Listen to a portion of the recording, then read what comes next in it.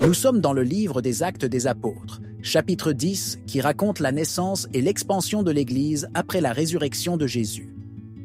Jusqu'à présent, l'Évangile avait été principalement prêché aux Juifs, mais Dieu avait un plan plus grand, offrir le salut à toutes les nations. Maintenant, entrons dans le vif du sujet et découvrons comment Dieu a transformé la vie de Corneille. Corneille est un homme qui avait tout pour plaire aux hommes et qui semblait être juste aux yeux du monde, mais qui pourtant avait encore besoin de quelque chose d'essentiel, le salut en Jésus-Christ.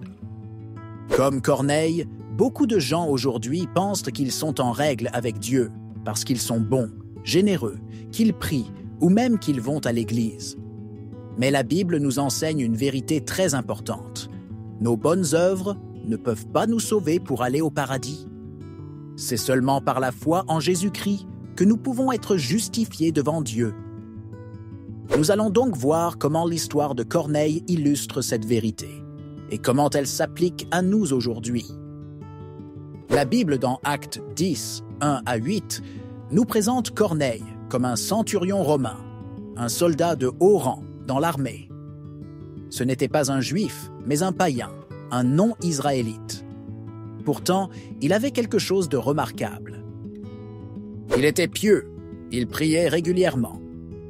Il craignait Dieu, il respectait Dieu et vivait dans la droiture. Il était généreux, il faisait beaucoup d'aumônes aux pauvres. Il était respecté de tout le peuple juif. Même les croyants de l'époque reconnaissaient ses bonnes actions. Si nous regardons Corneille avec les yeux des hommes, nous pourrions dire « c'est un homme bien, un homme de foi. Il a tout pour aller au ciel. » Mais pourtant, il lui manquait encore quelque chose. Dieu voit le cœur, et il savait que malgré toutes ses bonnes actions, Corneille avait encore besoin d'être sauvé. Dans Marc 7, 21, 23, Jésus nous dit que le cœur de l'homme est naturellement pécheur. Car c'est du dedans, du cœur des hommes, que sortent les mauvaises pensées, les adultères, les impudicités, les meurtres, les vols, les cupidités, les méchancetés, la fraude, le dérèglement, l'envie, la calomnie, l'orgueil, la folie. Toutes ces choses mauvaises sortent du dedans et souillent l'homme. Peu importe à quel point un homme est bon extérieurement, son cœur est corrompu par le péché. Nous avons tous péché et sommes privés de la gloire de Dieu. Romains 3, 23. Même un homme comme Corneille, qui priait, qui donnait aux pauvres et qui était respecté, n'était pas encore sauvé. Pourquoi? Parce que les bonnes actions ne peuvent jamais nous sauver. Pendant que Corneille priait, Dieu a donné une vision à l'apôtre Pierre. Dans cette vision, Dieu lui montrait des animaux considérés comme impurs selon la loi juive et lui disait « tuez et mangez ». Pierre, étant juif, refusait de manger ces animaux impurs, mais Dieu lui dit « Ne considère pas comme impur ce que Dieu a purifié ». Acte 10, 15. Pourquoi cette vision? Parce que Dieu voulait montrer à Pierre que le salut n'est pas réservé à un groupe de personnes, mais qu'il offre le salut à tous les hommes, qu'ils soient juifs ou non. Dieu préparait donc Pierre à apporter l'Évangile à Corneille pour lui montrer que les œuvres ne suffisent pas, seul Jésus sauve. Lorsque Pierre arrive chez Corneille, il comprend que Dieu ne fait pas de favoritisme.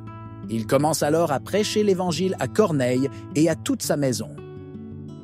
Voici le message de Pierre. Jésus-Christ est le Seigneur de tous. Acte 10, 36. Il a été crucifié et ressuscité pour le pardon des péchés. Acte 10, 39, 40.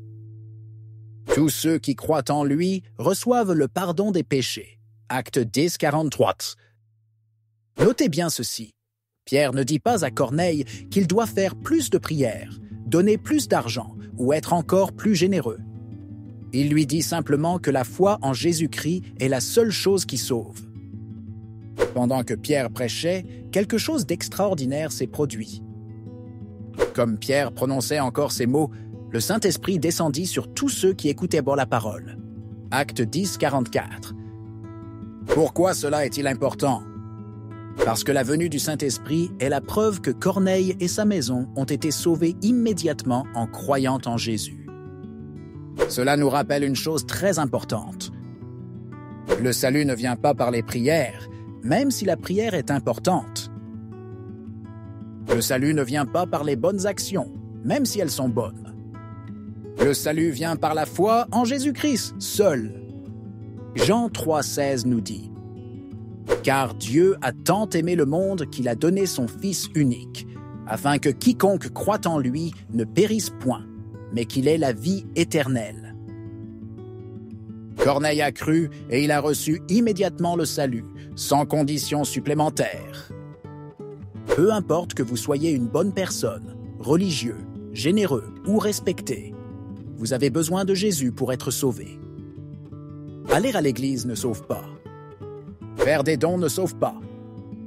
Prier ne sauve pas. Aider les pauvres ne sauve pas. Seule la foi en Jésus peut vous donner la vie éternelle. Corneille n'a pas eu besoin de faire quoi que ce soit d'autre que de croire en Jésus. Le salut est un cadeau de Dieu, offert gratuitement. Éphésiens 2, 8, 9. Car c'est par la grâce que vous êtes sauvés, par le moyen de la foi. Et cela ne vient pas de vous, c'est le don de Dieu.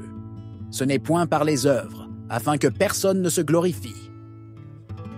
Si vous n'avez pas encore mis votre foi en Jésus-Christ, faites-le aujourd'hui. Comme Corneille, vous pouvez recevoir le salut dès maintenant, simplement en croyant en Jésus et en acceptant son sacrifice pour vos péchés. Romains 10, 9. Si tu confesses de ta bouche le Seigneur Jésus, et si tu crois dans ton cœur que Dieu l'a ressuscité des morts, tu seras sauvé. L'histoire de Corneille, un centurion romain dont les bonnes actions ne suffisent pas pour le salut, souligne que la foi en Jésus-Christ est essentielle pour la vie éternelle, ainsi que la transformation vécue par Corneille et la nature inclusive de la grâce de Dieu. L'histoire de Corneille nous enseigne une vérité fondamentale. Être une bonne personne ne peut pas nous rendre justes, saints et parfaits pour être sauvés. Tout le monde a besoin de croire seulement en Jésus, même les plus religieux et les plus généreux, pour être sauvés, c'est-à-dire être à l'image de Dieu, juste saint parfait comme Dieu. Le salut est un don gratuit, reçu par la foi en Jésus-Christ seul. Comme Corneille, aujourd'hui, Dieu vous appelle. Accepterez-vous Jésus dans votre cœur en croyant que vous êtes juste, saint et parfait par le sacrifice de Jésus-Christ?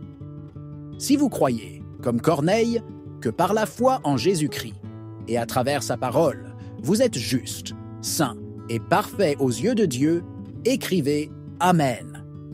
Si ce message t'a touché, mets un pouce, partage et abonne-toi pour plus de vidéos qui fortifient ta foi.